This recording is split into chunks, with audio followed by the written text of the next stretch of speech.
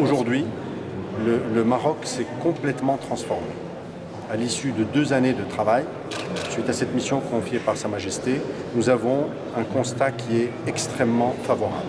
Premièrement, l'ensemble du secteur organisé de la distribution, que ce soit la grande distribution ou la petite et moyenne distribution organisée, le sac plastique a disparu et a été transformé ou a été remplacé par les substituts. Évidemment, nous avons découvert au fil du temps une fabrication clandestine, additionnelle, des foyers d'utilisation non attendus, les souks continuent à être approvisionnés et les marchands ambulants en particulier. C'est l'étape dans laquelle nous rentrons aujourd'hui. Le sac plastique est en train d'être éradiqué et il sera définitivement éradiqué dans les prochaines années. Nous y travaillons sans relâche avec le ministère de l'Intérieur et l'ensemble des composantes. Les résultats sont extrêmement satisfaisants et encourageants.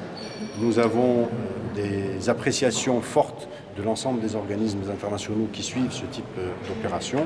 Le Maroc est un modèle dans le domaine et nous allons arriver à l'objectif fixé par Sa Majesté, Inch'Allah, c'est que le sac plastique, le fameux sac de caisse, et exclusivement ce sac de caisse qui est nocif, comme vous avez pu l'entendre tout à l'heure, nous le retrouvons dans l'estomac de l'ensemble des poissons au Maroc, etc. Eh bien, tout ça est en train de disparaître petit à petit, de façon plus forte ces 2 années, mais nous n'allons pas relâcher en 2019, en 2018, 2019 et 2020, Inch'Allah. Et ce sac plastique n'existera plus dans notre pays. C'est notre souhait. Les alternatives sont chères, disent les citoyens. Alors, ce que vous devez... Est-ce qu'il s'agit d'un monopole des usines? Absolument pas. Absolument pas. Si vous êtes intéressé à vous intégrer dans un secteur qui est celui-ci, vous êtes le bienvenu. On vous accompagnera au ministère. Alors pourquoi les alternatives sont chères? Non, les alternatives sont légèrement plus chères que le sac plastique lui-même.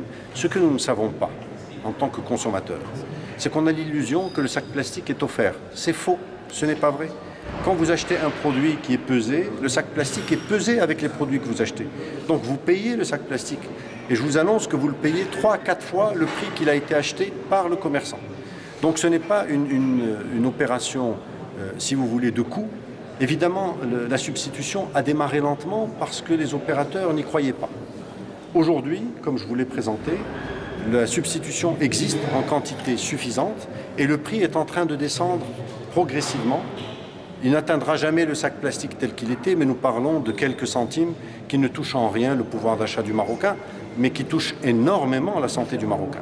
Vous avez parlé Elle touche la santé d'abord du Marocain lui-même, qui consomme, et souvenez-vous, on retrouvait ces sacs plastiques dans nos réfrigérateurs. Et elle touche l'environnement de nos enfants. Qu'est-ce que nous laissons à nos enfants? Vous avez parlé d'un possible amendement de la loi. Vous avez une idée comment cette loi pourrait changer? Alors la loi est en train d'être amendée régulièrement pour s'adapter aux besoins de nos commerçants, de nos citoyens, de nos producteurs.